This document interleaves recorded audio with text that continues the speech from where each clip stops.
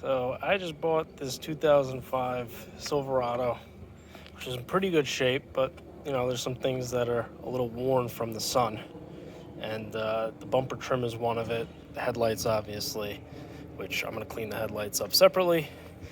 But this is the bumper trim. And I came across this product. It's a plastic restorer made in the USA.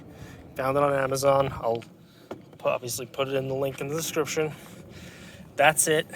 It's a long-lasting restorer. It's not like Armor All, but it's basically bringing the plastic back to life, and supposedly has a long-lasting, and it's easy to use. It's got UV protection, but anyway, I did half the bumper at this point in like 10 minutes, and that's what that half looks like.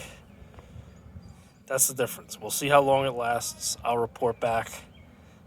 But I'll put a link in the description for this product, and stay tuned for the long-term update.